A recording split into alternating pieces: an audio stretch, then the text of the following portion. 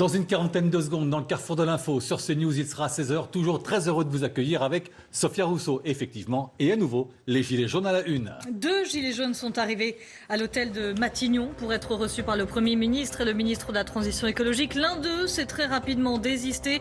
Nous ferons le point dans un instant avec Charlotte Onfroy-Barrier, puis décryptage avec Damien Fleureau en plateau. Les Champs-Élysées sous haute sécurité et haute surveillance pour demain. Fermée à la circulation, l'avenue sera ouverte aux piétons avec un barrage filtrant. Contrôle d'identité et sacs fouillés. Et dans plusieurs régions, la mobilisation se poursuit. Dans le Nord notamment, nous irons aux abords d'une zone commerciale à Hasbrook où les gilets jaunes restent mobilisés.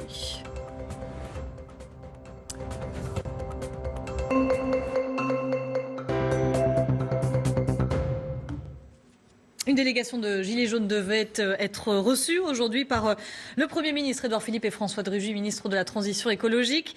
À Matignon, pour le moment, seulement 2 d'entre eux se sont présentés et l'un d'eux a très vite quitté la négociation. Charlotte Onfroy-Barrier, vous êtes sur place et vous suivez cette réunion qui tourne un peu au fiasco, hein.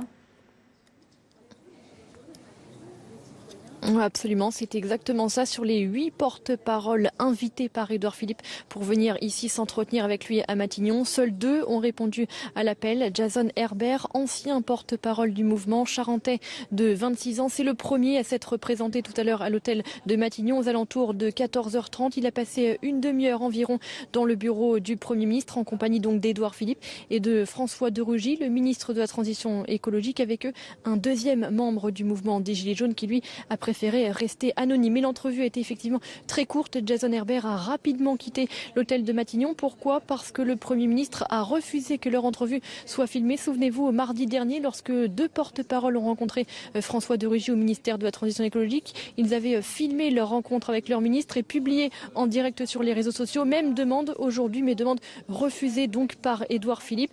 C'était pourtant une condition indispensable pour Jason Herbert qui estime qu'il n'y a pas de porte-parole, de leader du mouvement des Gilets jaunes, mais que tous les Français, tout le monde doit pouvoir assister aux discussions. C'est ce qu'il a déclaré tout à l'heure à l'issue de son entrevue. Je souhaitais, et j'ai donc demandé à plusieurs reprises, à ce que cet entretien soit intégralement retransmis en direct à la télévision. Je l'ai demandé à plusieurs reprises. Malheureusement, ça n'a jamais été possible, ça a toujours été refusé. J'ai simplement, en fait, par courtoisie, laisser le Premier ministre et le ministre de l'écologie se présenter. Je me suis présenté aussi à mon tour et je les ai informés de ne pas souhaiter poursuivre la discussion parce qu'il n'était pas possible de filmer l'entretien. On ne sait pas pour l'heure si le deuxième membre du mouvement des Gilets jaunes se trouve ou non toujours à l'hôtel de Matignon. Sa sortie devrait être aussi discrète que son entrée. Difficile aussi de savoir ce qu'il va se passer désormais. Édouard Philippe a laissé ouvert la porte de Matignon pour des discussions. Elle pourrait se poursuivre à Matignon ou ailleurs d'ailleurs, puisque Édouard Philippe s'est dit prêt éventuellement à rencontrer de nouveau Jason Herbert à Angoulême, d'où est originaire le jeune homme. On le voit, Édouard Philippe qui reste malgré le boycott apparent des Gilets jaunes et la détermination des manifestants ouverts à la concertation, comme le lui a demandé d'ailleurs Emmanuel Macron en début de semaine. Et c'était d'ailleurs toute la logique de ce rendez-vous. On savait qu'il n'y avait pas grand-chose à attendre de cette rencontre aujourd'hui entre l'exécutif et les Gilets jaunes. Chacun campe sur ses positions. Le gouvernement refuse de faire marche arrière et d'annuler la hausse des prix des carburants prévue pour le 1er janvier prochain. Et puis cette condition est pourtant indispensable pour les Gilets jaunes qui précisent que tant que le gouvernement ne reviendra pas sur cette hausse des prix du carburant, ils poursuivront le mouvement. Dans la cour de Matignon, Charlotte Onfroy-Barrier avec Inès Navarro. On se retourne à nouveau vers Damien de Fleureau, chef du service politique de CNews. 2 mots, Damien, pour qualifier ce qui s'est passé à la mi-journée. Fiasco et désolidarisation. Il n'était que 2 à vouloir rencontrer ce matin Édouard Philippe et François de Rugy. L'un resté, l'autre est parti.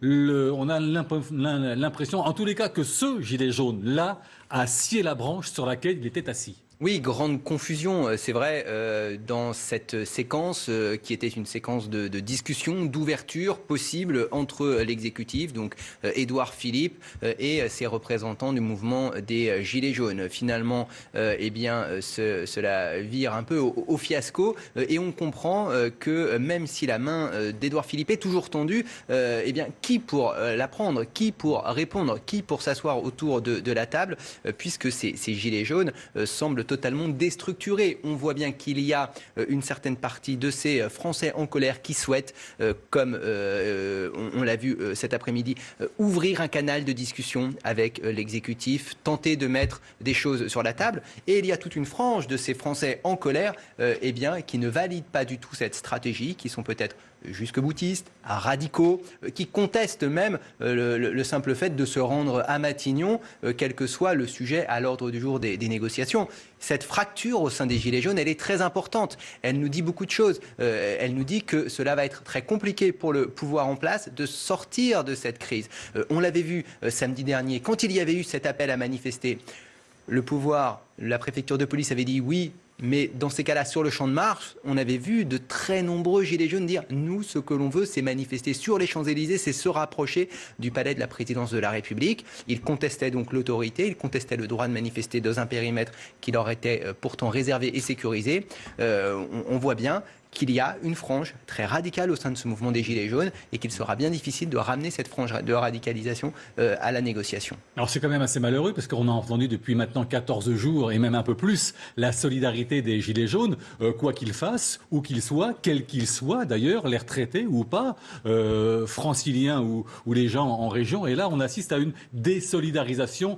Et en revanche, on a aussi assisté ce matin à une deuxième chose tout à fait inédite. C'est la première fois, me semble-t-il, qu'un Gilet jaune parle de menaces sur sa vie privée. C'est ce qu'il a dit ce matin dans la cour de Matignon. Et c'est pour cette raison qu'il a souhaité filmer cet échange avec Édouard Philippe, pour jouer la totale transparence, voyant que son titre, que sa fonction de porte-parole, voyant que ce rôle de représentant du mouvement était contesté par certains Gilets jaunes. Ces Français qui manifestent sur des rassemblements aujourd'hui, qui ne sont pas montés à Paris, qui n'ont peut-être pas les moyens de le faire, et qui n'ont sans doute pas désigné ces 8 porte-paroles, il y a effectivement sur les réseaux sociaux des menaces des Gilets jaunes qui estiment que ces représentants-là ne sont pas dignes puisqu'ils acceptent la main tendue du Premier ministre, puisqu'ils acceptent de négocier avec le pouvoir en place. Et c'est pour cette raison qu'ils sont aujourd'hui menacés de façon assez violente, il faut le dire. Damien Fleureau, vous restez avec nous évidemment, notre invité. Florian Silnicki, vous êtes spécialiste en communication politique. Bonjour. Bonjour. Pour revenir sur cette réunion-là qui s'est tenue à Matignon, qui vient tout juste de se terminer, un gilet jaune a rapidement quitté les négociations. Il a refusé, puisque le gouvernement a refusé que la rencontre soit filmée. Votre sentiment déjà sur cette réunion qui n'a servi à rien, encore une fois? C'est un échec évident. C'est d'abord évidemment un échec du pouvoir en place qui n'a pas réussi par cette séquence politique à reprendre la main en montrant qu'il arrivait à institutionnaliser la discussion et le dialogue avec ce mouvement. Mais c'est un échec qui était prévisible pour une raison simple, c'est que le gouvernement tente aujourd'hui de corneriser ce mouvement en leur disant désignez des porte-paroles, institutionnalisez-vous, dialoguez sous forme d'entité politique, pourquoi pas, mais organisez-vous. Or, c'est exactement ce qu'est ce mouvement, qui est un mouvement liquide de l'opinion, qui ne peut pas s'inscrire dans cette organisation qui est celle d'un ancien monde, qui est exactement ce que ne sont pas ces gens qui manifestent et qui ne peuvent pas se reconnaître dans la parole institutionnalisée ou organisée telle qu'une parole politique. Et puis c'est évidemment un échec ensuite pour eux, puisqu'il y a un mouvement de désagrégation en interne et de contestation qu'il va falloir surmonter. Oui, Sophia, vas-y. Non, j'allais dire, ça aurait été tout de même assez étrange que le gouvernement laisse filmer cette rencontre. Exactement. Allez-y. Bien sûr, c'était évidemment tout simplement donner toutes les cartes que le gouvernement avait en main à la partie d'en face. C'était perdre le contrôle de la communication et de l'image, et c'était tout simplement inenvisageable pour le Premier ministre tout aurait pu arriver, se faire insulter, perdre totalement le contrôle de cette séquence, inenvisageable pour le Premier ministre. Impossible. Damien Fleureau, vous connaissez par cœur les arcanes de la politique. Jamais jamais on ne filme ce genre de négociation. Que l'on soit 15 ou 3 autour d'une table, ça ne se fait pas. Oui, c'est vrai que ça ne se fait pas, ça ne s'est pas fait par le passé. Ensuite, ce mouvement de contestation sociale, il est inédit et on ne peut le comparer à aucun autre par le passé. Les grandes grèves de 95, quand Alain Juppé était à Matignon, on ne peut pas comparer ce mouvement aujourd'hui qui est venu de tous les territoires de France, de Français en colère qui jusqu'à présent n'étaient pas forcément très politisés, n'étaient pas forcément très syndiqués. Et donc c'est pour cette raison aussi que ce mouvement, eh bien, au fur et à mesure des semaines, il vit, il grandit, il se structure, se déstructure. On le vit en temps réel, ici même sur ces plateaux. Alors, il est fort probable que le Premier ministre s'exprime dans les minutes qui viennent, d'ici ce soir. On l'attend. Parce qu'il est important que le chef du gouvernement décrypte cette séquence en expliquant que sa porte n'est pas fermée, que cela ne se fait pas de filmer une discussion dans un bureau à Matignon et que ce ne sont pas forcément les méthodes que lui accepte. Est-ce qu'il finira par le faire? Je n'en sais rien. La semaine prochaine, on le verra. Mais il s'exprimera pour dire en tous les cas que le gouvernement n'est pas fermé à la discussion et c'est important, c'est ça le message que souhaite faire passer l'exécutif aujourd'hui. Florian Silnicki, est-ce qu'il n'est pas urgent, au vu de ce qui vient de se passer là, à l'instant à l'hôtel de Matignon, que les corps intermédiaires reviennent dans le jeu ? Alors ça, c'est plus facile à dire qu'à faire. D'abord parce qu'on sait qu'en France, l'adhésion au syndicat, par exemple, elle est historiquement faible. Et ça ne se changera pas du jour au lendemain. Et puis je crois que, même si évidemment c'est aussi le reflet de l'affaiblissement de ces corps intermédiaires en France, dans la société, c'est aussi totalement incompatible avec ce mouvement. Alors qu'Édouard Philippe, le Premier ministre, dans la cour de l'hôtel de Matignon, va prendre la parole avec à ses côtés François de Rugy. De la transition écologique et quelques autres ministres depuis hier matin, de très nombreux représentants de collectivités territoriales, d'organisations non gouvernementales, associatives notamment, qui sont en charge de la solidarité ou qui œuvrent en matière de préservation du climat. J'ai rencontré le président du Conseil économique, social et environnemental. J'ai rencontré les représentants des organisations syndicales et patronales pour réfléchir et construire avec eux la méthode qui sera utilisée pour le grand débat, la grande consultation nationale à laquelle nous a invité le président de la République mardi dernier. J'ai tenu cet après-midi avec le ministre d'État à inviter à Matignon les 8 représentants désignés par les Gilets jaunes. 2 d'entre eux ont répondu à cette invitation et je les en remercie car j'ai compris que la décision de venir à Matignon n'avait pas été une décision facile pour eux. Nous avons pu, avec le ministre d'État, dialoguer pendant plus d'1 heure avec l'un de ses représentants. Ce débat a été intéressant, il a été franc, il a été respectueux, il a été utile puisqu'il a nourri notre réflexion et qu'il va être précieux dans l'élaboration des mesures que j'ai évoquées tout à l'heure. Ce débat et cette réflexion vont se poursuivre. Je tiens à dire que la porte de Matignon restera toujours ouverte. Si les Gilets jaunes souhaitent désigner des représentants, nous pourrons continuer ce dialogue. J'espère qu'il pourra continuer à se tenir. Et je voulais remercier tous ceux qui, quelle que soit leur responsabilité, depuis hier matin, ont souhaité participer à la définition des mesures, de la méthode que nous allons mettre en œuvre à partir de la semaine prochaine. Je vous remercie. Pendant une bonne heure, nous avons échangé. Et ce représentant nous a dit l'inquiétude, l'angoisse, la colère parfois, qu'il avait rencontrée dans les différentes rencontres qu'il avait pu avoir avec l'ensemble des Gilets jaunes. Il nous a beaucoup parlé du pouvoir d'achat, beaucoup parlé de cette diminution depuis longtemps du pouvoir d'achat et notamment du pouvoir d'achat des actifs, parfois des jeunes actifs, des actifs en général. Encore une fois, c'était une discussion sérieuse, intéressante. Nous avons beaucoup écouté, nous avons beaucoup échangé. Je pense qu'il aurait été incompréhensible qu'après avoir reçu tous les représentants des associations, des syndicats, des élus locaux, des corps intermédiaires, nous n'ayons pas ce moment d'échange avec les représentants des Gilets jaunes. Cet échange a eu lieu. Il a eu lieu avec moins de représentants que ce que j'espérais, mais il a eu lieu et je pense que c'était important qu'il ait lieu. Je vous remercie beaucoup. Merci.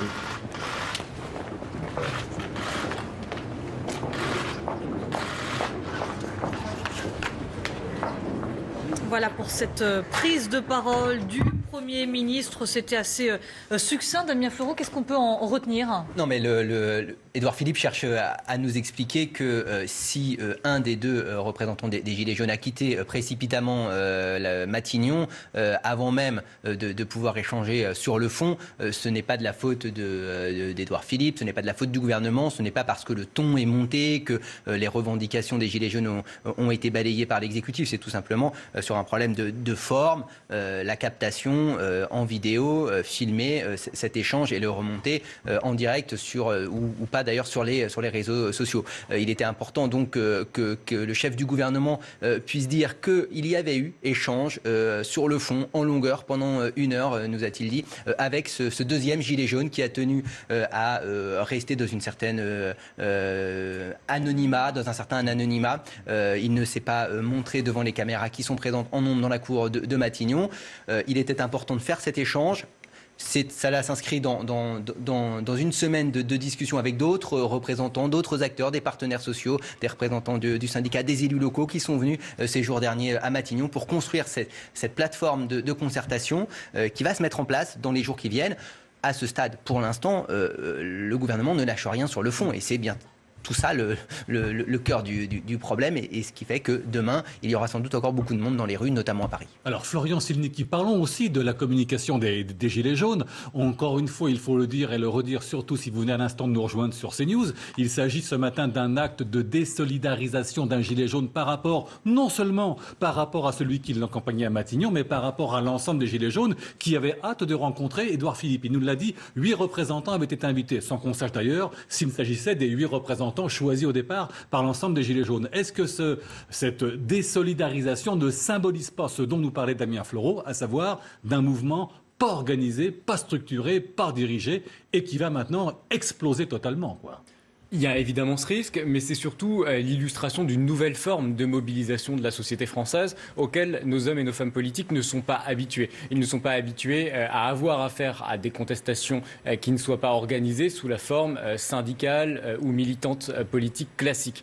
Or, le mouvement des Gilets jaunes, il illustre une nouvelle forme de mobilisation et de contestation sociale qui reflète ce que seront les mouvements sociaux à venir et les politiques doivent en prendre conscience. Et ce que nous dit ici Édouard Philippe, c'est aussi avant tout sa volonté de mettre en scène, à travers cette séquence politique, qui est de la communication politique quand il prend la parole ici, c'est juste pour mettre en avant le fait qu'il est à l'écoute. Et s'il veut mettre en avant cette posture d'écoute, c'est aussi avant tout parce qu'il souffre du fait que les Gilets jaunes ne peuvent pas être convaincus parce qu'ils ne veulent pas être convaincus, parce qu'ils rejettent la parole politique en accusant ce pouvoir politique, et j'en termine là, de déconnexion et de manque d'écoute. Mais Florian Silnicki, la porte de Matignon reste ouverte. Le dialogue va se poursuivre. C'est ce que nous dit Édouard Philippe à l'instant. Mais on imagine mal comment ?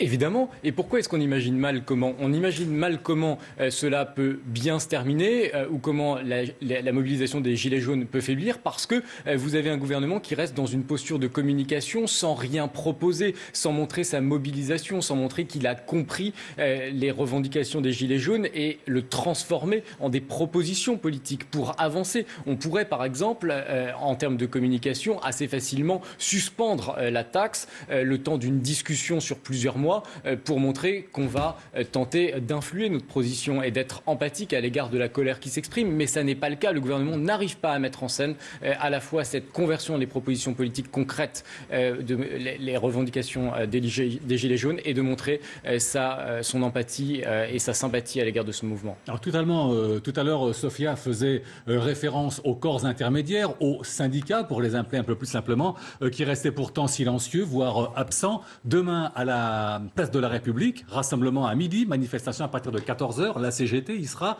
vraisemblablement Philippe Martinez. La semaine dernière, sur le plateau de CNews, avec Sophia Rousseau et moi, nous avions ici un délégué de la CGT, Jean-Pierre Mercier, représentant de CGT PSA, qui nous disait à appeler à la grève générale.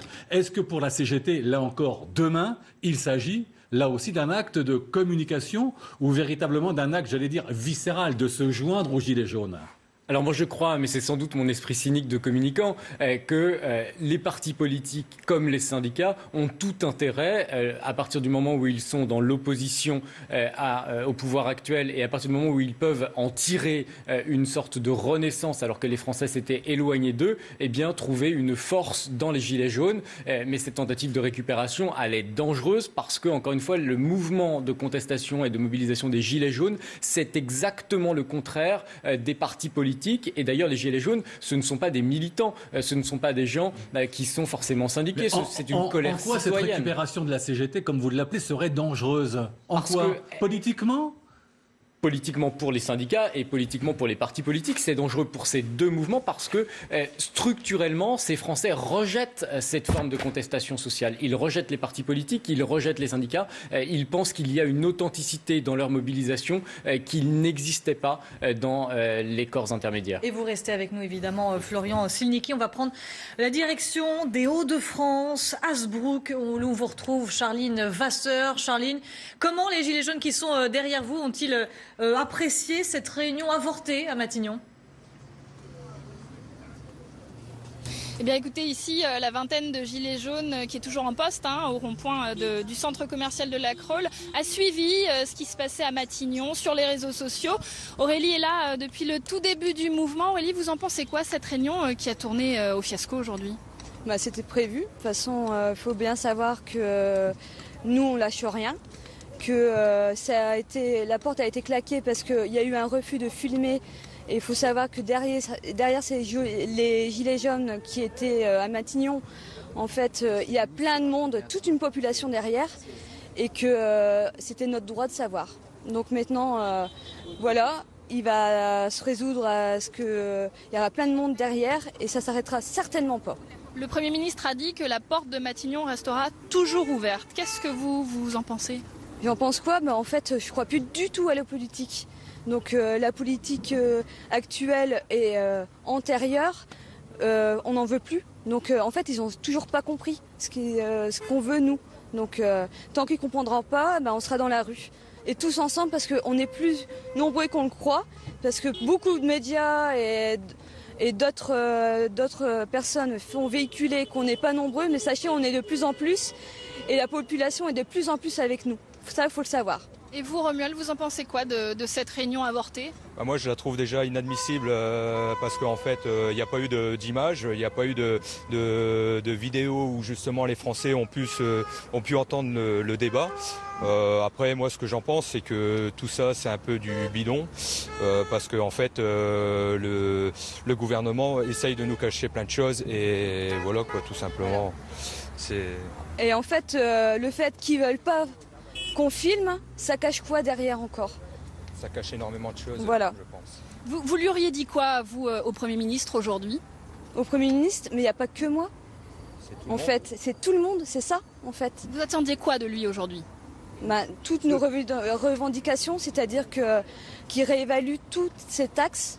Et on n'arrête pas de le dire. En fait, vous nous demandez toujours les mêmes choses, mais nos revendications sont toujours les mêmes. Il faut le savoir. Vous, Aurélie, vous êtes aide-soignante, vous, Romuald, vous êtes artisan. Concrètement, qu'est-ce que vous attendez du gouvernement pour améliorer votre quotidien, votre pouvoir d'achat, comme vous dites? Qui diminue toutes ces taxes, parce que moi, en étant artisan, je paye énormément de charges. Actuellement, j'ai du boulot, mais je ne comprends pas pourquoi j'arrive pas à me verser de mon salaire. Voilà ce qui est dans la problématique. Après, je pense qu'ici, tout le monde est dans le même cas. On a du mal à finir les fins de mois, parce que c'est difficile. Et voilà. Donc c'est pas la réunion d'aujourd'hui qui va changer quelque chose à votre mobilisation. Demain, vous serez où? Demain? Là est la question. Là est la question. On est un petit peu partout. Sachez que, vous regardez, dans toute la France, il y a des gros rassemblements qui se font. Maintenant, demain, on sera peut-être à Paris, Dunkerque, Calais. On ira là où il peut y avoir du mouvement et où l'État peut comprendre qu'on n'arrêtera pas. surtout. Voilà, des actions encore plus ou moins secrètes pour demain, pour préserver, on l'imagine, l'effet de surprise. Et puis d'autres actions qui sont déjà annoncées à Lille. 2 manifestations sont prévues. Merci infiniment, Charline Vasseur, avec Camille Blanchard derrière la caméra. On va tout de suite retourner à l'hôtel de Matignon, retrouver Charlotte Onfray-Barrier qui suivait cette réunion qui s'est terminée il y a quelques minutes maintenant. Charlotte Onfray-Barrier, si vous deviez nous résumer cette réunion entre 2 gilets jaunes et le Premier ministre et le ministre de la Transition écologique, qu'est-ce que vous nous diriez, Charlotte ? Écoutez, en un mot, ce serait clairement surréaliste. On s'attendait à tout aujourd'hui, sauf à ce qu'on a assisté ici dans la cour de Matignon. 8 porte-paroles avaient été invités par Édouard Philippe. On a longtemps cru qu'il ne viendrait pas. Jusqu'à 14h30, personne ne s'est présenté jusqu'à ce que les services de Matignon voient enfin arriver Jason Herbert, ancien porte-parole du mouvement charentais de 26 ans, arrivé donc avec une trentaine de minutes de retard. Tout le monde l'attendait. On apercevait même à travers les vitres l'entourage d'Édouard Philippe. Et puis il s'est donc présenté, il a rencontré le Premier ministre et le ministre de la Transition écologique, François de Rugy. Entrevue très courte, il n'est resté qu'une quinzaine de minutes. Pourquoi si court? Parce qu'il a demandé dès son arrivée à Édouard Philippe si leur rencontre pouvait être filmée. Édouard Philippe a immédiatement refusé. Ils avaient eu la même démarche mardi soir dans le bureau de François de Rugy. Ils estiment qu'il n'y a pas de porte-parole, pas de leader de ce mouvement et que les revendications qu'ils expriment, la colère qu'ils expriment aujourd'hui face à l'exécutif, elle est partagée par l'ensemble des Français. Face à ce constat, tous les Français doivent assister aux échanges. C'est encore ce qu'il a déclaré tout à l'heure en sortant de l'hôtel de Matignon. Écoutez. Je souhaitais, et j'ai donc demandé à plusieurs reprises, à ce que cet entretien soit intégralement retransmis en direct à la télévision. Je l'ai demandé à plusieurs reprises. Malheureusement, ça n'a jamais été possible, ça a toujours été refusé. J'ai simplement, en fait, par courtoisie, laissé le Premier ministre et le ministre de l'écologie se présenter. Je me suis présenté aussi à mon tour. Et je les ai informés de ne pas souhaiter poursuivre la discussion parce qu'il n'était pas possible de filmer l'entretien.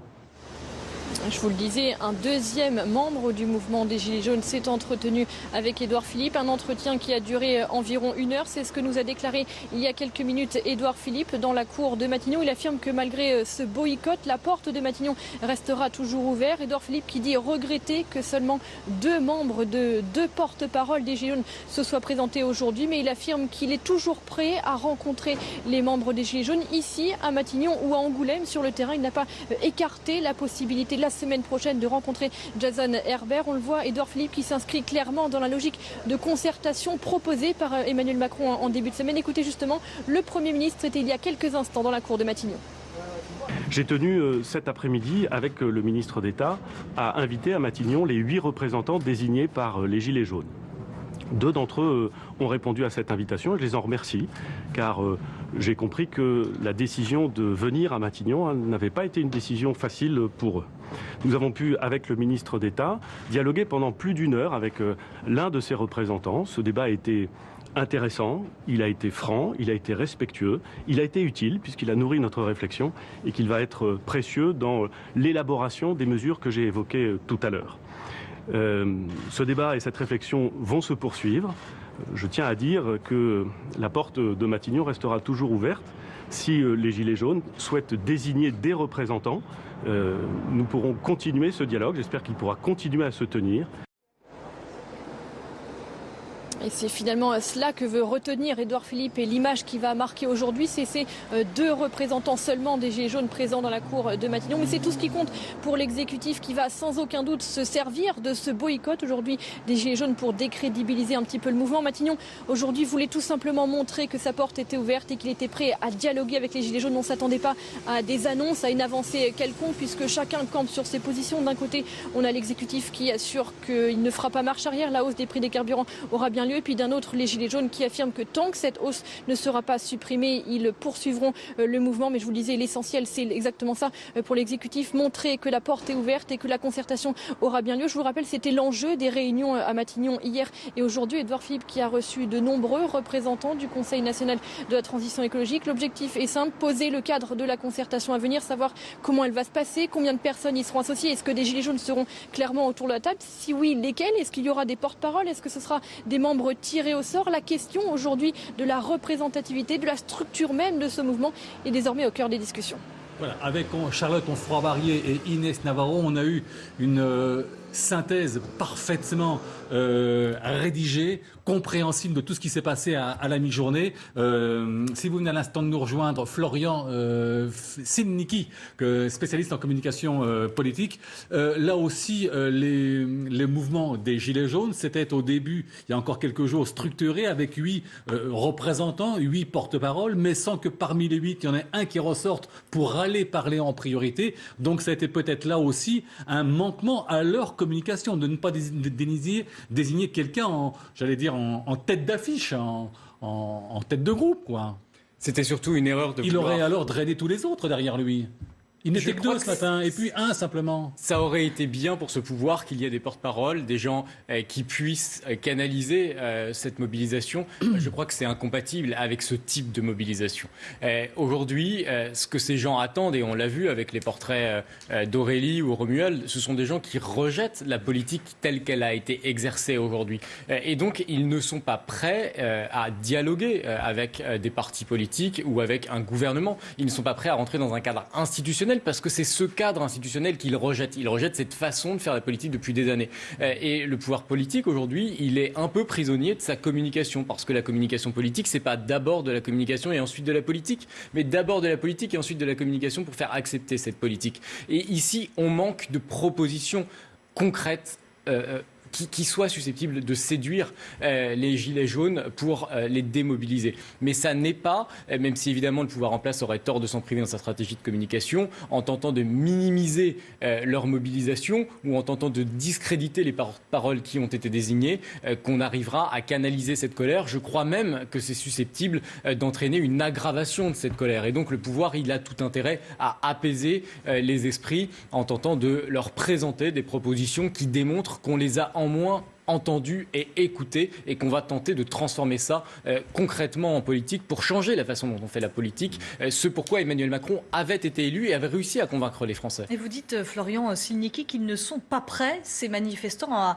à parlementer avec le gouvernement, mais est-ce qu'ils le seront un jour? Vous parliez d'Aurélie là, au micro de Charline Vasseur. Comment négocier avec des citoyens qui disent ne pas croire en la politique? Est-ce que c'est possible? C'est tout l'enjeu des communicants politiques et de la nouvelle façon dont ces hommes politiques doivent s'adresser aux Français. Moi, je crois que les hommes politiques, aujourd'hui, ils se sont tués et ils ont abîmé leur image par un excès de communication politique. On voit bien, et tous les Gilets jaunes à qui vous donnez la parole aussi, mais Nicolas Sarkozy, déjà avant, avait lassé une partie de l'opinion publique. François Hollande, ensuite, a été, lui, accusé d'avoir un quinquennat trop faible et une présence trop faible, ce sur quoi avait très bien su surfer Emmanuel Macron avec Jupiter, avec la resacralisation de la fonction présidentielle. Mais c'est la communication politique telle qu'elle a été dévoyée qui a fait penser à une partie de l'opinion publique française que c'était toujours de la com, que ça ne changerait rien, que la communication politique qui s'unifiait et avait tendance à faire ressembler les messages de la droite et de la gauche. Et tout ça, au fond, ça a éloigné une partie de l'opinion publique française de cette parole politique qui a aujourd'hui du mal à obtenir une oreille attentive de ces Français qui rejettent a priori cette parole politique. Et on voit bien que d'ailleurs, ce que veut faire aujourd'hui Édouard Philippe à travers sa prise de parole, c'est justement démontrer qu'il faut qu'il y ait une écoute pour qu'il puisse avancer. Mais moi, je crois qu'ils vont devoir matérialiser une offre politique, une proposition politique pour pouvoir ramener à eux ces Gilets jaunes. Alors, vous restez avec nous, Florian Silnicki, en plateau. On va retourner directement dans le département du Nord avec Charline Vasseur, qui a à côté d'elle un gilet jaune qui va vraisemblablement réagir à ce qui s'est passé à la mi-journée à Matignon. Charline. Oui, Alors nous sommes avec Alain. Alain, vous êtes ouvrier dans le bâtiment, auto-entrepreneur. La réunion de cet après-midi, ça vous a fait quoi? C'est quoi votre réaction? À mon avis, ça n'a pas dû servir à grand-chose. Vu les opinions des politiques, ils en ont rien à foutre de ce qu'on pense. Donc je pense que ça n'a pas servi à grand-chose. Je vais dire un peu comme Macron dit, c'est de la poudre de la papasse. Alors il y a 2 gilets jaunes qui ont été reçus, un qui a claqué la porte, un seul qui est ressorti de cette réunion. Vous en pensez quoi du fait qu'il y ait si peu qui soient venus? Il y en ait un qui ait claqué la porte?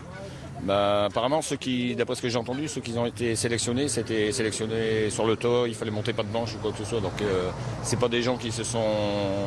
Les gilets jaunes qui étaient à Matignon ont été choisis par les gilets jaunes. Hein. Je sais pas, je suis pas sûr. Vous vous sentiez pas représenté par ces personnes? Je sais pas, je vous ai dit, l'émission je l'ai pas vue. Si ça passe en direct, je pourrais vous dire ce que... Alors je peux vous dire ce que le Premier ministre a dit, c'est que la porte restera toujours ouverte à Matignon. Vous en pensez quoi? Si c'est pas pour pas nous entendre, ça sert à rien. S'ils restent sur leurs convictions, la porte elle a beau rester ouverte, ça servira à rien. Vous auriez voulu entendre quoi du Premier ministre? Qu'ils reviennent sur leur position par rapport à ce qui a été décidé tous ces derniers temps, quoi. Et ça changera quoi pour le mouvement de demain? Beaucoup de choses, j'espère. On verra bien. Au niveau des actions, par exemple? Je pense que le gouvernement il commence à avoir un peu peur. La première semaine, ils n'ont pas eu trop peur, mais maintenant, ils commencent à avoir un peu peur. Donc, à mon avis, la 3e semaine, ils vont peut-être commencer à bouger. Et s'ils ne bougent pas, ça va continuer encore. Encore et encore. Vous êtes prêts à aller jusqu'où? Jusqu'au bout. Voilà, des gilets jaunes qui ne sont pas du tout convaincus par cette réunion à Matignon cet après-midi. Demain, ils se mobiliseront dans le Nord comme partout en France. Merci. Charline Vasseur avec Camille Blanchard.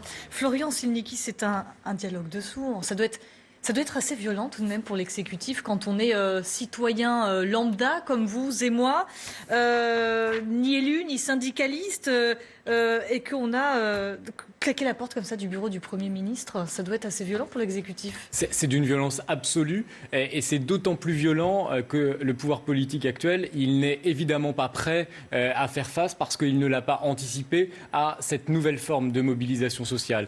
Et on a là affaire à des citoyens qui vous disent ou vous cédez, où on continue avec cette mobilisation qui sera chaque jour de plus en plus grande jusqu'à ce que vous cédiez. Et cet ultimatum politique, c'est pas quelque chose auquel nos hommes politiques et nos dirigeants sont habitués. Vous avez là des Français lambda qui sont pas politisés, qui ne raisonnent pas comme les partis politiques ou comme les syndicats raisonnent. Vous ne pouvez pas négocier parce qu'ils ne veulent pas négocier. Ils veulent vous voir céder comme une revanche, comme pour montrer que tout ce qu'ils ont subi ces dernières années et qu'ils rejetaient, et d'ailleurs les études d'opinion nous le disaient, qu'ils rejetaient cette façon de faire la politique, et l'élection d'Emmanuel Macron avait été une certaine forme de rejet de l'ancien monde politique, ils ont gagné, ils ont été entendus, voilà ce qu'ils veulent entendre, et le pouvoir politique, lui, a peur qu'à long terme, ce soit un désaveu massif pour lui, un affaiblissement colossal de son autorité, et qu'il ne puisse plus terminer dans les conditions qu'il a envisagées son quinquennat. Et donc vous avez là 2 partis qui résonnent sur des niveaux totalement différents, et qui ne peuvent pas se comprendre parce qu'ils ne fonctionnent pas avec les mêmes logiciels. Bien sûr, mais ça c'est pas possible. Vous nous dites que la revanche, d'une des revanches des Gilets jaunes serait de savoir comment fonctionne la politique. Mais vous, avant d'être un communicant, nous, avant d'être journalistes, ceux qui nous regardent avant d'exercer une profession, ils sont d'abord téléspectateurs. Ils savent très bien que quand 2 hommes d'État se rencontrent sous les flashs et les projecteurs, on n'entend pas ce qu'ils se disent. Comment voulez-vous qu'ensuite on puisse mettre des micros et des caméras lors d'une quelconque négociation? Tout le monde savait, même les Gilets jaunes, je suppose, savait que ces négociations-là ne pouvaient être ni filmées ni enregistrées. Donc c'est une mauvaise... Pardon, mais vous dites que c'est une erreur de communication politique. Non, c'est comme ça que ça se passe. C'est vrai, en tout cas c'est comme ça que ça s'est toujours passé, c'est comme ça qu'est le rigide cadre institutionnel qui nous fait fonctionner, qui fait fonctionner la compétition politique et électorale et qui fait d'ailleurs que ce pays est dirigé, mais c'est aussi sans doute une forme de naïveté des Gilets jaunes ou d'immaturité. Ils ont pensé qu'ils pourraient faire bouger brutalement ce cadre institutionnel. Or ce cadre institutionnel, qu'ils rejettent d'ailleurs aussi, il n'est pas si souple et il n'a pas pu s'adapter à cette nouvelle nouvelle forme de mobilisation sociale. Et il est inamovible. Et il aurait pu, au fond, leur servir et les servir. Il aurait pu l'être, par exemple, même si on ne filmait pas toute la négociation, se transparaître et les valoriser à travers une conférence de presse à l'issue de cette négociation, par exemple, où il y aurait pu y avoir un échange avec les médias. Bref, le cadre institutionnel, il permet des choses, mais je crois que l'immaturité des gens qui ont été désignés pour représenter les Gilets jaunes, même si on entend la contestation d'une partie de ces Gilets jaunes, eh bien, n'était pas adaptée à cette discussion. Puisqu'on sait à quel point l'exercice politique peut être protocolaire, est-ce qu'ils sont prêts, ces Gilets jaunes? Est-ce qu'ils sont assez structurés pour discuter avec le gouvernement? Est-ce qu'il ne faut pas attendre d'avoir des élus, des représentants territoriaux, comme le proposaient certains porte-parole des Gilets jaunes, qui ont d'ailleurs refusé, ils le disaient déjà hier, de rencontrer l'exécutif? Je crois qu'aujourd'hui, au fond, ce mouvement, il ne peut pas s'organiser de cette façon-là. C'est vraiment raisonner avec une manière très traditionnelle, très classique. C'est la politique telle qu'on l'a toujours connue dans sa façon de négocier ou de conquérir le pouvoir. Les Gilets jaunes, c'est tout autre chose. Et ils sont avant tout guidés par une colère qui n'a pas été canalisée par l'existence de corps intermédiaires, par l'existence d'un réceptacle d'un nouveau parti politique. Il y a eu un espoir qui a été déçu d'une partie de l'opinion publique à travers les élections successives de Nicolas Sarkozy, de François Hollande, puis d'Emmanuel Macron. Et il y a là, au fond, un vide politique. On voit l'ancien monde s'arrêter de fonctionner tel qu'il fonctionnait, mais on ne sait pas à quoi ressemblera ce nouveau monde. On voit en tout cas cette nouvelle forme de mobilisation que sont les Gilets jaunes, une façon très liquide dans la société, hors des institutions et du cadre classique de la mobilisation sociale s'organiser. Et en cela, ça ne peut qu'être très violent et faire peur au pouvoir politique, mais le pouvoir politique, il doit réagir. Parce que s'il ne réagit pas, il est là aujourd'hui face à un mur, il va droit dans le mur, la mobilisation elle n'est manifestement pas prête de s'arrêter et on aura du mal, sans proposition politique concrète, à convaincre ces Français d'arrêter de bloquer ou de manifester. Cela fait 2 jours que le gouvernement, en l'occurrence le Premier ministre et l'ensemble des ministres, on a vu Marlène Schiappa, François de Rugy, qui sont allés au contact des Gilets jaunes. Cela fait 2 jours que le Premier ministre organise des réunions à Matignon. Est-ce que l'on peut noter des efforts de la part du gouvernement ?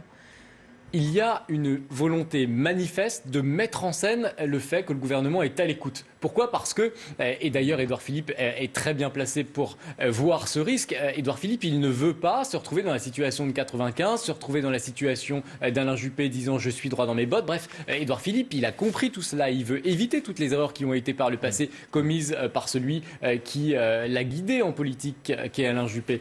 Mais voyant ce risque et ne cessant de mettre en avant le fait qu'il est à l'écoute des Gilets jaunes, il fait aussi face à une difficulté évidente qui est une difficulté de conviction. Comment convaincre ces Gilets jaunes qui rejettent a priori tout ce que vous allez dire. Ils rejettent la parole du président de la République, du Premier ministre, de tous ses ministres. Ils rejettent cette incarnation de la politique telle qu'elle a toujours été menée. Ils veulent qu'on leur propose autre chose. Et ça, ils ne peuvent pas leur proposer parce que le cadre institutionnel ne nous permet pas aujourd'hui de répondre à leurs requêtes, qui sont des requêtes massivement déstabilisantes. Une dissolution de l'Assemblée nationale, un remaniement gouvernemental, qui sont les actes les plus forts et les plus déstabilisants qu'un pouvoir peut connaître. Alors, à 16h41, ceux qui viennent de nous rejoindre à l'instant peut-être doivent être mis au courant de ce qui s'est passé. 2 Gilets jaunes ce matin à Matignon, l'un qui reste en négociation avec Édouard Philippe et François de Rugy, l'autre qui claque la porte et qui s'exprime devant les journalistes. On l'écoute.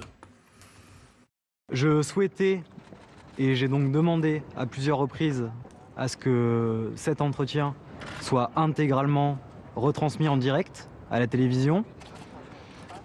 Je l'ai demandé à plusieurs reprises. Malheureusement, ça n'a jamais été possible, ça a toujours été refusé. Pour une raison très simple, j'ai fait cette demande qui est que je ne représente personne, ou en tout cas pas plus que chacun des citoyens. Je souhaitais que les 65 millions de Français, ou peut-être un peu plus, puissent entendre les discussions, entendre ce qui allait se dire. Pour être très honnête avec vous, là, il n'y a pas... J'ai simplement, en fait, par courtoisie, laissé le Premier ministre et le ministre de l'écologie se présenter. Je me suis présenté aussi à mon tour. Et je les ai informés de ne pas souhaiter poursuivre la discussion parce qu'il n'était pas possible de filmer l'entretien. Voilà pour ce que nous a dit tout à l'heure ce gilet jaune à l'issue de cette réunion qu'il a lui-même écourtée, avortée. Charlotte Onfroy-Barrier, vous êtes toujours devant l'hôtel de Matignon. Le Premier ministre qui lui a répondu à l'issue de cette réunion, il s'est exprimé.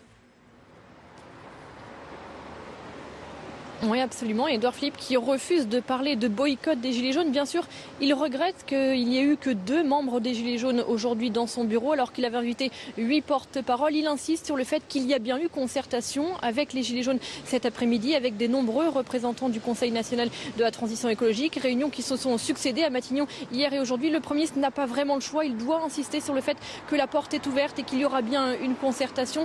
L'enjeu est de taille pour le couple exécutif. Depuis le début du quinquennat, on reproche à Emmanuel Macron et à Édouard Philippe de mener une politique trop élitiste, trop parisienne, trop éloignée du reste du territoire. Alors aujourd'hui, malgré le boycott apparent des représentants des Gilets jaunes, Édouard Philippe doit montrer que la porte est ouverte et qu'il est prêt à dialoguer en permanence avec les Gilets jaunes ici à Matignon ou sur le reste du territoire. Il a d'ailleurs proposé à Jason Herbert, le premier représentant des Gilets jaunes à s'être présenté tout à l'heure à Matignon, il lui a proposé de le rencontrer à Angoulême, dont il est originaire la semaine prochaine. Écoutez, c'était le Premier ministre tout à l'heure à l'issue de leur rencontre. J'ai tenu cet après-midi, avec le ministre d'État, à inviter à Matignon les 8 représentants désignés par les Gilets jaunes. 2 d'entre eux ont répondu à cette invitation et je les en remercie, car j'ai compris que la décision de venir à Matignon n'avait pas été une décision facile pour eux. Nous avons pu, avec le ministre d'État, dialoguer pendant plus d'1 heure avec l'un de ces représentants. Ce débat a été intéressant, il a été franc, il a été respectueux, il a été utile puisqu'il a nourri notre réflexion et qu'il va être précieux dans l'élaboration des mesures que j'ai évoquées tout à l'heure. Ce débat et cette réflexion vont se poursuivre. Je tiens à dire que la porte de Matignon restera toujours ouverte. Si les Gilets jaunes souhaitent désigner des représentants, nous pourrons continuer ce dialogue. J'espère qu'il pourra continuer à se tenir.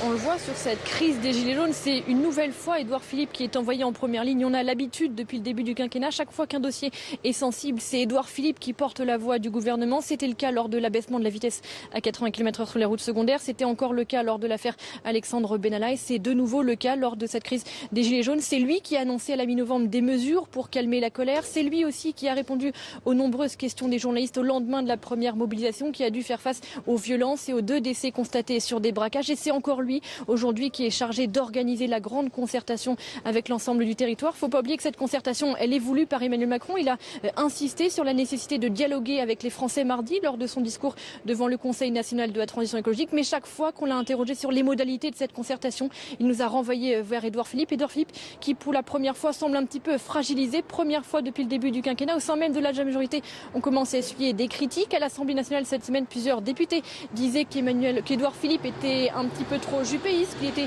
un petit peu trop droit dans ses bottes. Et pour la première fois aussi, cette fragilité se ressent dans les sondages, puisque selon un sondage IFOP pour le JDD réalisé il y a une quinzaine de jours, Édouard Philippe compte en ce moment même seulement 34% de satisfaits. C'est un score qu'on n'avait jamais vu aussi bas depuis le début du quinquennat. Charlotte Onfroy-Barrier dans la cour de Matignon avec Inès Navarro. Quand un gilet jaune tacle un autre gilet jaune. On va regarder la séquence de Julien Terrier. Julien Terrier, c'est un gilet jaune, porte-parole de Grenoble. Il avait été parmi les 8 porte-paroles, si on peut les appeler comme ça, des gilets jaunes. Et on va écouter ce qu'il dit à propos de Jason Herbert, celui-là même qui a claqué la porte de Matignon ce matin. Écoutez. On a dit non, c'est catégorique, si c'est pas filmé en live, on n'ira pas, c'est terminé. Donc, personne ne devait y aller, Il y a Jason, je sais pas ce qu'il a foutu, il y allait, il a voulu insister en disant voilà, moi je viens, mais je resterai que si il y a les médias, et il est parti. Après, je sais pas ce qu'il s'est dit dans le bureau, je sais pas. Moi je vois pas mal de messages sur les réseaux sociaux, je pense que le garçon il va se faire lyncher. Donc c'est vraiment délicat pour lui. Il est parti tout seul là-bas. Je sais pas ce qu'il s'est dit dans le bureau. Moi, c'est la raison pour laquelle je suis pas allé. Le mec, j'ai vu sur les réseaux sociaux, il va se faire lyncher. C'est-à-dire qu'il est resté quoi, un quart d'heure dans le bureau à Matignon. Il n'y a pas eu de live, il n'y a pas eu de direct pendant tout ce quart d'heure. Donc personne ne sait ce qu'il s'est dit. Franchement, moi je suis lui, je prends le billet, je m'en vais là parce que ça pue. Charline Vasseur, on va se rendre dans les Hauts-de-France. On vient de l'entendre, certains gilets jaunes en veulent à Jason Herbert d'avoir écourté cette réunion. Qu'en pensent les gilets jaunes qui sont derrière vous? Est-ce qu'ils partagent cet avis? Eh bien ici, au carrefour d'Hazebrouck, eh bien, tout le monde n'a pas cru vraiment à cette réunion. Jean-Luc, lui, a suivi un petit peu de loin. Vous en avez pensé quoi, Jean-Luc, de la réunion avec le Premier ministre? Je pense que Monsieur le Premier ministre n'a pas compris le mouvement des Gilets. N'a pas compris le mouvement des Gilets. Nous sommes détériorés à ne rien lâcher. Parce que c'est facile d'avoir un président, à chaque fois qu'on a besoin de lui, il se barre. Il ne faut pas oublier ça. Il se barre aussitôt. Il fait un discours. Vous avez déjà vu un président qui veut parler aux Français à 11h du matin en sachant que la classe ouvrière elle est au boulot? Mais alors aujourd'hui, ce sont des gilets jaunes qui sont partis. Un gilet jaune parce que... Un gilet jaune parce qu'on lui interdit de filmer. Et alors, où est le problème? C'est qu'il y a quelque chose vraiment de mauvais derrière. Si vraiment on veut donner un coup de main, que ce soit tout au peuple français. Moi, j'ai cotisé 44 ans, je suis à 1005 € de retraite. Mais on va où, là? On est parti où? Et le fait que le Premier ministre se dise ouvert toujours? Non, il est ouvert aux riches, mais il n'est pas ouvert aux gilets, ça c'est faux. Il n'est pas ouvert aux Français. Hein? S'il serait français, il devrait comprendre. Ici, des gilets jaunes qui n'ont pas été très touchés par ce qui s'est passé aujourd'hui à Matignon, qui soutiennent donc le comportement de Jason Herbert et qui mèneront donc des actions demain dans le Nord. Charline Vasseur avec Camille Blanchard dans le département du Nord, région des Hauts-de-France. Florian Silnicki, spécialiste en communication politique.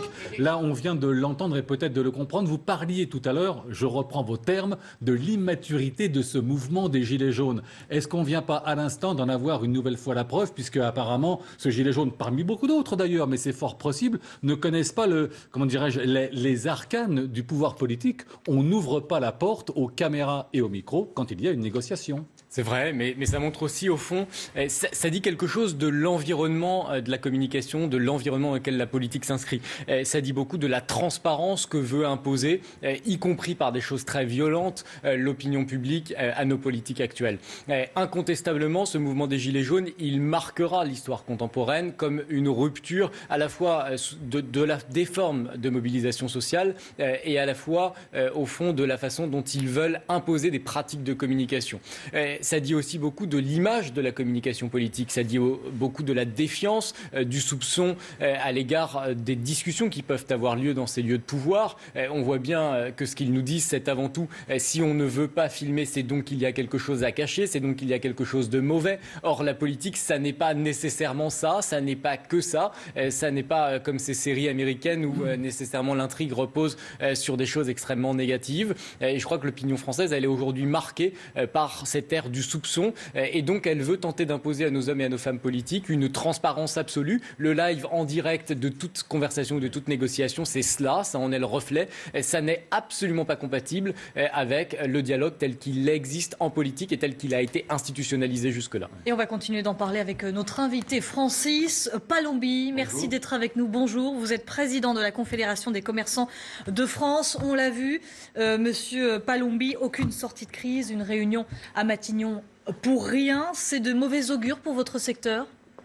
Disons que pour mon secteur que je représente, les très petites entreprises et les très très petites entreprises principalement du commerce, sachant que ça représente 95% au sein du commerce, c'est préoccupant parce que nous perdons du chiffre d'affaires.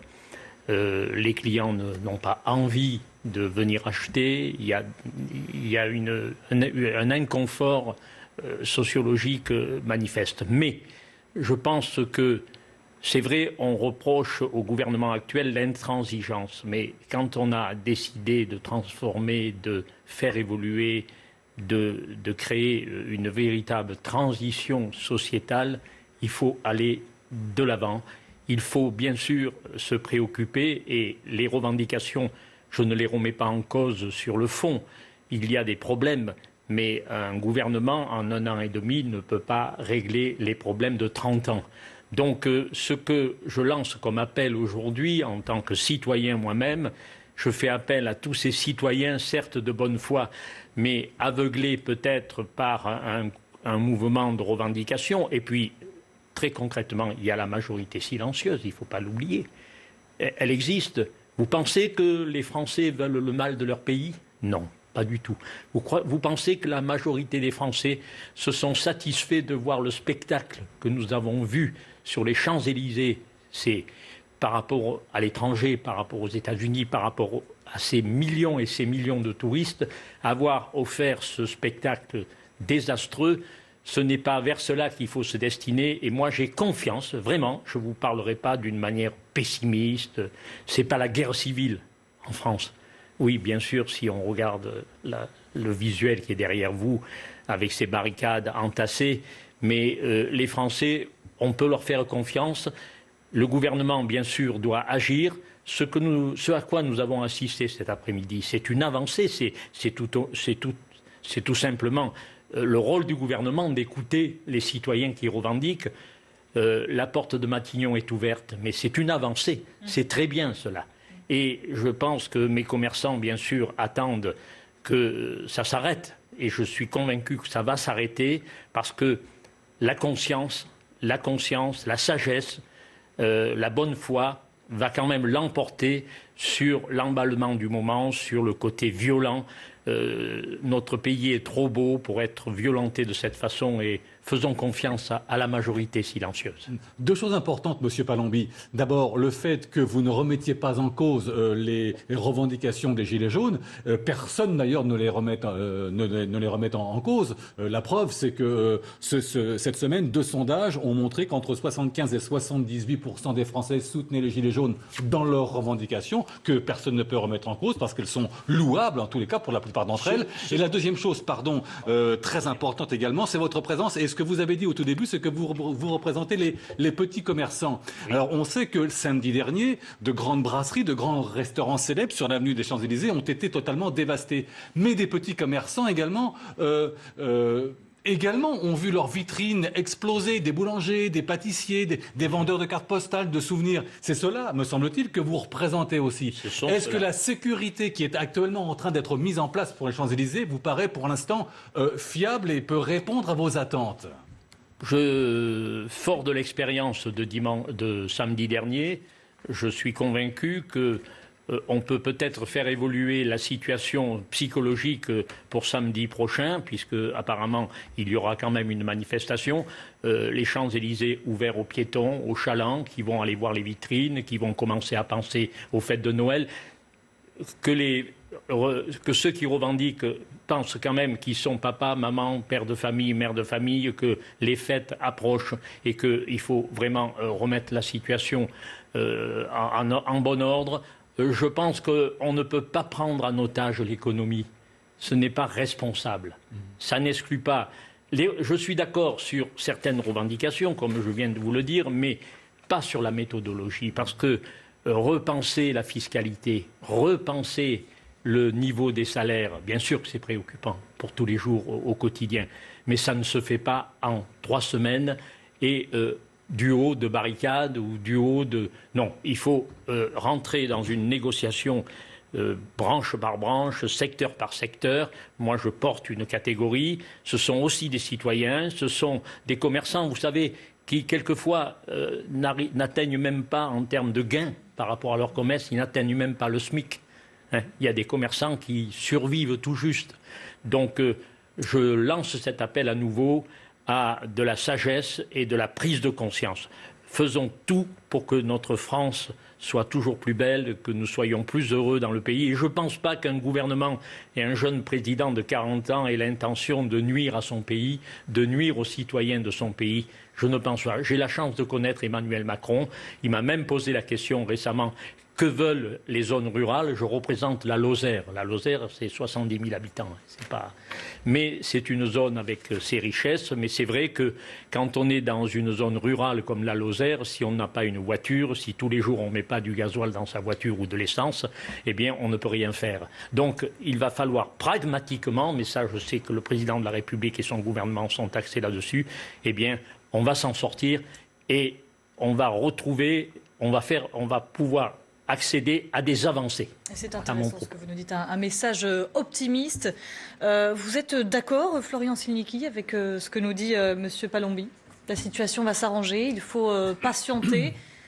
C'est un scénario optimiste dans lequel on a tous envie de croire, mais moi je crois qu'il oublie une donnée essentielle, ce scénario et cette hypothèse qui est nécessairement enthousiasmante, qui est qu'ils considèrent, ces gilets jaunes, qu'ils ont été dupés par la pratique politique, quelle que soit l'étiquette politique qu'elle arborait ces dernières années, et ils ne voudront pas rentrer dans cette discussion institutionnelle organisée parce qu'ils considèrent que cette méthodologie, cette façon de faire la politique, cette façon de discuter socialement, fiscalement, elle a été à leur détriment jusque-là.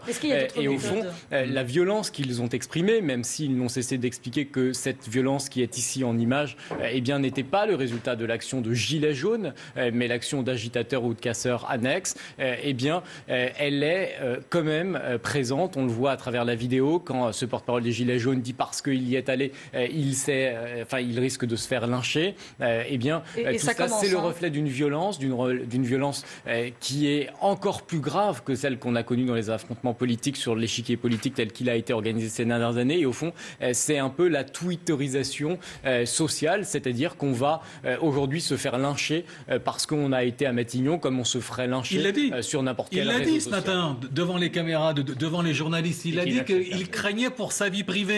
Et Julien Terrier à Grenoble lui répond, il va se faire lyncher. On va très très loin. D'un mouvement solidaire, on passe à un mouvement provocateur. Monsieur Palombi, pardon. Oui, je voulais simplement rajouter, bien sûr, je comprends tout à fait ce que vous venez d'expliquer, et très bien expliqué, mais un pays, un gouvernement a le devoir de gérer. Un état de droit, ça doit s'appliquer. Donc, je pense qu'il faut quand même écoute, dialogue, évolution sociale, évolution des salaires, tout ce qu'on a évoqué. Mais il faut que ça reste dans un ordre. Et on ne peut pas prendre les citoyens en otage les uns par rapport aux autres. Et nous avons trop vécu depuis ces 30 dernières années 2 pas en avant, 3 pas en arrière, 2 pas en arrière, 3 pas en avant. Si un gouvernement n'accomplit pas sa tâche, ne va pas dans l'axe qu'il s'est prévu... Gardez le cap. S'il ne garde pas le cap, c'est un gouvernement qui est anéanti. C'est un gouvernement qui ne peut plus avancer dans ses réformes et ce serait bien dommage pour le pays. Damien Fleureau, vous êtes d'accord avec ce que nous dit Francis Palombi? Le gouvernement doit rester sur la même ligne, surtout ne pas reculer?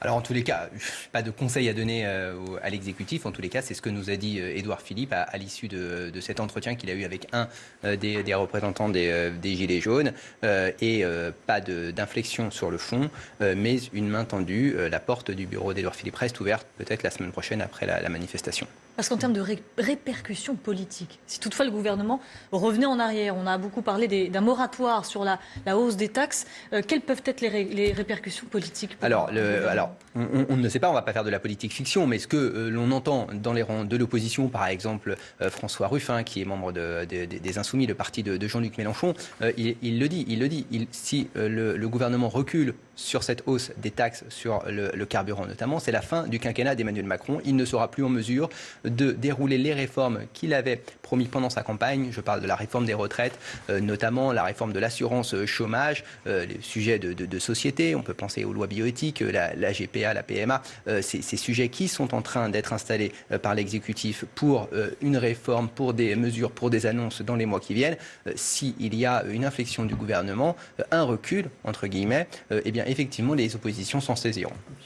Monsieur Palombi, je me tourne à nouveau vers vous. Vous nous aviez dit il y a quelques instants, je représente la Lozère. Et on l'a bien reconnu à votre accent cévenol. La Lozère que je connais un peu, la préfecture romande, ce département-là, comme département de l'Ardèche, les départements de la basse vallée du Rhône, les départements cévenols, il faut sa voiture. Incontestablement, on en a besoin de sa voiture pour se déplacer, pour aller travailler, pour aller chez le médecin, pour aller ne cesse que faire les moindres courses. Donc forcément, là, on peut comprendre quand même la revendication de base des Gilets jaunes sur la taxe sur les carburants. Là, c'est compréhensible, la colère des Gilets jaunes, dans votre département notamment, bien sûr. Tout à fait. Alors, j'ai des relations permanentes, bien sûr. Je suis en relation avec la Lozère. J'ai reçu des courriers que j'ai fait suivre au président de la République, comme il le souhaitait. Et je leur ai proposé de constituer rapidement, là, dans les 2-3 jours d'ici la semaine prochaine, une petite délégation avec un travail à l'appui. Et je prendrai rendez-vous avec un ministère de tutelle correspondant pour justement que ces gens-là expliquent. C'est un jeune maire agriculteur qui m'a sollicité et d'autres. Je me mobilise pour cette région parce que j'ai même suggéré au président de la République une zone franche rurale pour qu'on adapte certaines mesures, qu'on fasse coller. On adapte la fiscalité à ces zones dont le mode de vie n'est pas le même qu'à Nantes ou à Paris ou dans des grandes capitales. Donc il faut expliquer, il faut aller voir. Ce week-end prochain, j'irai les voir pour discuter avec eux. J'ai l'habitude de discuter aussi avec les agriculteurs. C'est pas toujours facile, mais ils ont aussi leur doléance à faire valoir. Donc il faut garder le cap. Il faut soutenir l'évolution et la transformation de ce pays. Il n'y a pas que la transformation écologique, bien sûr, c'est nécessaire. Et là, on ne peut pas reculer devant une planète qui se dégrade. Je pense qu'on est tous conscients, nous sommes tous conscients de ce phénomène. Voilà ma position ferme sur ces questions. Je me tourne à nouveau vers Florian Silnicki pour la communication, puisque vous en êtes un spécialiste en communication politique. Et pourquoi pas, par exemple, ce serait un geste fort de la communication gouvernementale de se déplacer, entre autres, notamment dans le département de l'Ardèche. Parce que si je ne fais pas d'erreur, le département de l'Ardèche est le seul département hexagonal qui ne comporte pas de gare de voyageurs. Donc on a besoin de sa voiture pour se déplacer. Qu'on fasse 10, 15 ou 100 km, on en a besoin. Est-ce que ce serait bien de ne pas descendre dans le département de l'Ardèche et de rencontrer les gilets jaunes locaux ? Alors je veux dire pourquoi pas, mais au fond, si c'est se déplacer pour se mettre en scène dans un territoire sans formuler de propositions concrètes, sans démontrer qu'on a quelque chose à proposer de concret, eh bien vous allez renforcer la frustration. Ces gilets jaunes, ils rejettent déjà la communication. Ils ne cessent à longueur de temps de nous dire ces hommes politiques ne font que de la com. La com, ils la vomissent, ces gilets jaunes. Ils ne veulent plus en entendre parler. Ils veulent des choses concrètes. Et la difficulté pour le pouvoir qui maintient un cap, c'est évidemment de maintenir ce cap tout en démontrant avec des propositions concrètes qu'on a entendu ces gilets jaunes. Donc d'aller les voir. On a entendu d'aller les voir. Bien sûr, mais la matérialisation de la discussion ne suffira pas à apaiser ces tensions. Madame la ministre Borne a fait des annonces sur le journal du dimanche. Elles vont parfaitement dans le sens de ce que nous souhaitons dans ces zones hyper rurales. Vous savez, je suis dans l'action sur ce plan-là aussi. Si on ne relie pas, ça représente 24 kilomètres. Si on ne relie pas la capitale de la Lozère, Mende, si on ne relie pas Mende à la A75 qui se trouve en droite ligne en traversant des bois à 24 km, eh bien c'est évident qu'on est enfermé dans un territoire où les hivers ne sont pas faciles. Enfin, on a un problème de communication. Donc Madame Borne a semblé vouloir donner des priorités, mais ça se discute avec les élus locaux, ça se discute par rapport à un budget, parce que ça coûte, mais ça ne veut pas dire qu'il faut fermer le dossier. Je me battrai, moi, inlassablement pour que la A75 soit reliée à la capitale de la Lozère. C'est incontournable. C'est le contournement de la ville de Langogne également. Merci à nos invités d'avoir été présents sur le plateau de CNews. Florian Silnicki, Francis Palombi, la porte de Matignon reste ouverte. C'est ce que nous dit Édouard Philippe. Il y a quelques instants, on verra si ce discours est entendu, notamment demain pour cette mobilisation en région et à Paris. Puis dans un instant, Damien Fleureau, c'est votre émission. Oui. Ça se dispute sur CNews ? En effet, ça se dispute. On va continuer, bien sûr, et bien évidemment, de parler des gilets jaunes. Et on sera en direct de Matignon avec Charlotte Onfroy-Barrier, mes invités. Et nous, on se dit à demain. À demain pour un week-end spécial gilets jaunes. À 7h, bien sûr, nos envoyés spéciaux, comme les week-ends précédents, sur Paris et en région. Et nous, au Carrefour de l'Info, à 11h avec Sophia Rousseau. Merci. À demain. Merci.